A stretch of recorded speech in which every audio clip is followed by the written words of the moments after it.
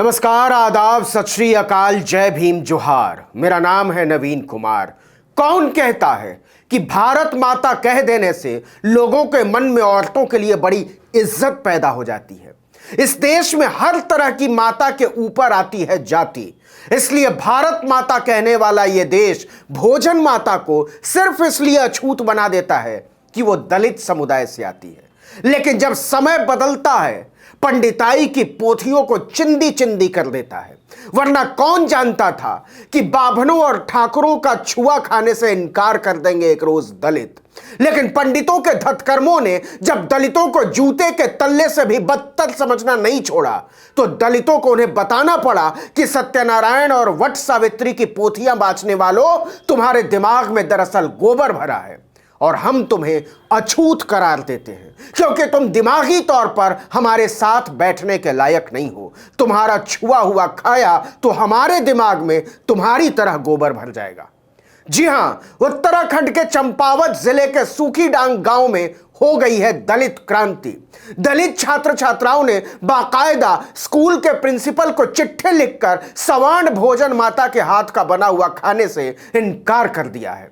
अगर सवर्ण लोग हमारी मां को अछूत मानते हैं तो हमें आपकी परछाई से भी परहेज है। हम अपनी रूखी सूखी अपने घर से लेकर आएंगे। नतीजा, दलित बच्चे अपने घर से टिफिन लेकर आ रहे हैं। यह यकीन करना कितना मुश्किल है कि दलितों ने बाभनों ठाकुरों का छुआ खाने से इनकार कर दिया है, लेकिन यह 100% सच है। गवर्नमेंट स्कूल सूखीडांग के प्रिंसिपल प्रेम सिंह ने लिखित में ब्लॉक एजुकेशन ऑफिसर को जानकारी दी है कि 24 दिसंबर को कक्षा 6 से 8 तक के 58 बच्चों को दोपहर के भोजन के लिए बुलाया गया था, लेकिन दलित बच्चों ने सवर्ण जाति की भोजन माता के हाथ का बना खाना खाने से साफ मना कर दिया। बच्चों को शिक्षकों ने समझाया भी, लेकिन दलित समुदाय के सभी 23 बच्चों ने सवर्ण भोजन माता के बनाए मिड डे मील का बहिष्कार कर दिया। दलित बच्चों की इस हिम्मत से पंडितों, बाभनों और राजपूतों को काट मार गया है। भारत माता के इतिहास में पहली बार ऐसा हुआ है कि दलितों ने बाभन ठाकुर को घोषित तौर पर कह दिया हो कि आप हमारे लिए अछूत हैं।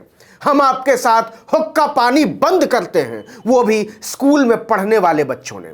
चालथी के चौकी प्रभारी देवेंद्र बिष्ट पहुंचे, वो भी ठाकुर। बच्चों को समझाया, बच्चों ने कहा कि नहीं मानते। सीओ पहुंचे, वो भी सवर्ण। बच्चों ने कहा नहीं खाएंगे। मामला ठाकुर मुख्यमंत्री पुष्कर सिंह धामी तक पहुंचा। अब मामले की जांच हो रही है। अब जिले के चीफ एजुकेशन अफसर मामले की जांच कर रहे हैं। उनका नाम है आरसी पुरोहित।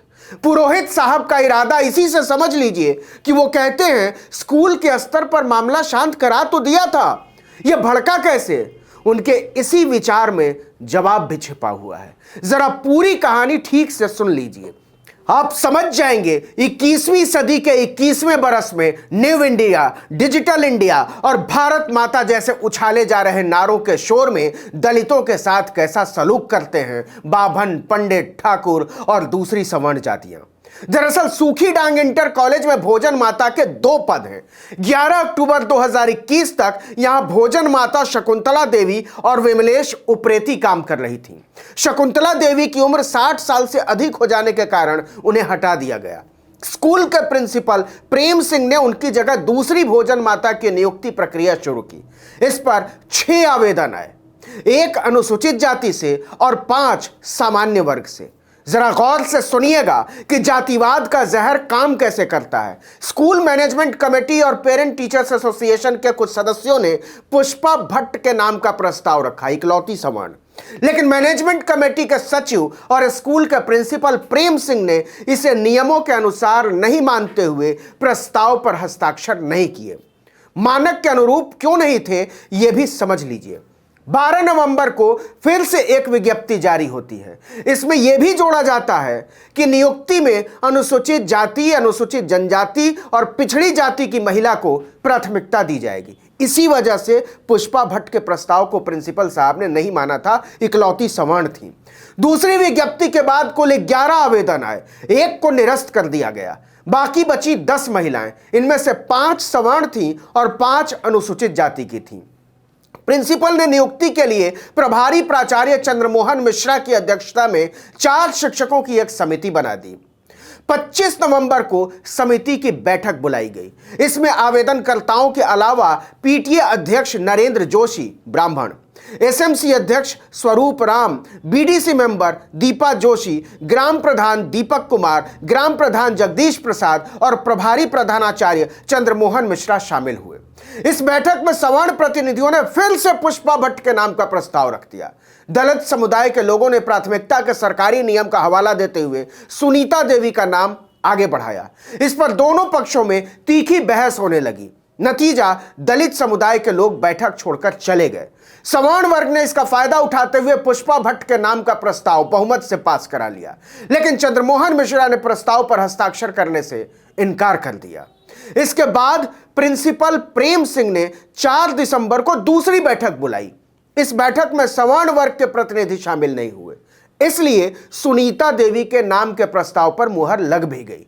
प्रिंसिपल ने सुनीता देवी को कहा कि आप 13 दिसंबर से काम शुरू कर दीजिए, लेकिन ब्लॉक एजुकेशन ऑफिसर की चिट्ठी आने तक इसको नौकरी मत मानिएगा। सुनीता देवी ने इसके बाद मिड डे मील बनाना शुरू कर दिया 13 दिसंबर से। सुनीता देवी का भोजन माता बनना बाभनों ठाकुरों को बर्दाश्त नहीं हुआ।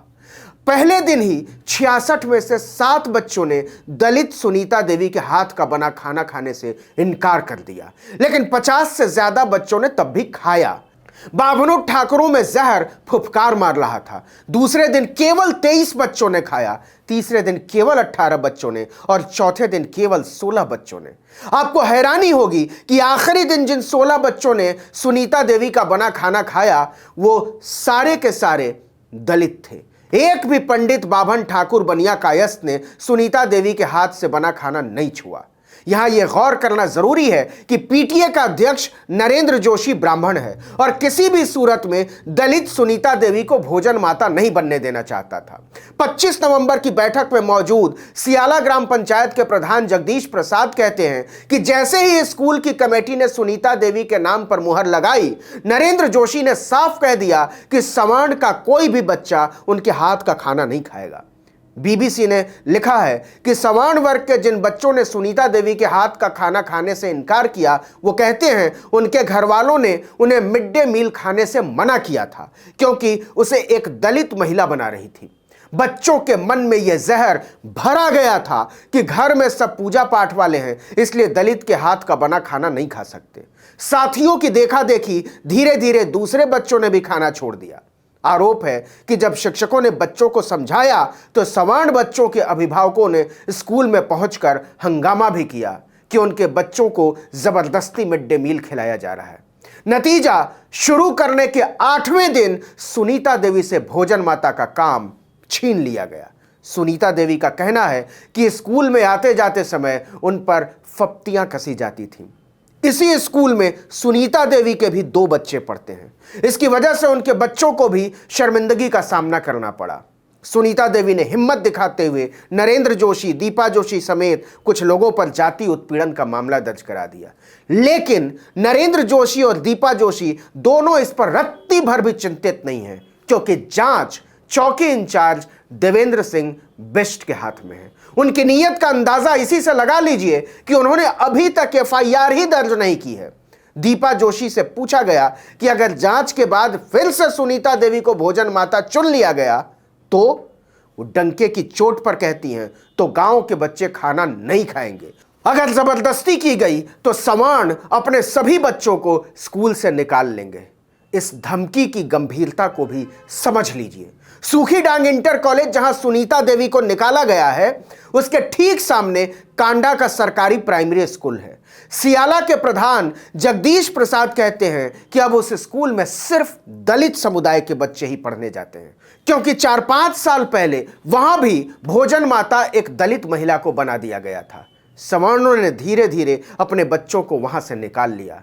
अब उस स्कूल को कहते ही हैं दलितों का स्कूल। ये सारी बातें सच हैं, लेकिन न तो सरकार ने, न तो पुलिस ने और न ही बाभनों, पंडितों, ठाकुरों ने सपने में भी सोचा होगा कि एक दिन दलित ठाकुरों, बाभनों का छुआ खाने से इनकार कर देंगे, उन्हें अछूत समझने लगेंगे। खींच निकालने के लिए वो कुछ भी करें, लेकिन दलित बच्चों ने उनके बजबजाते जातीय गुरूर के मुंह पर जोरदार मुक्का मारा है। इस वीडियो में इतना ही, लेकिन अगर आपने आर्टिकल 19 इंडिया को अब तक सब्सक्राइब नहीं किया है तो फौरन कर दीजिए, बेल आइकॉन दबाइए, घंटी जैसी आकृति, लाइक कीजिए और कमेंट करके बताइए हमारा वीडियो आपको कैसा लगा। नमस्कार।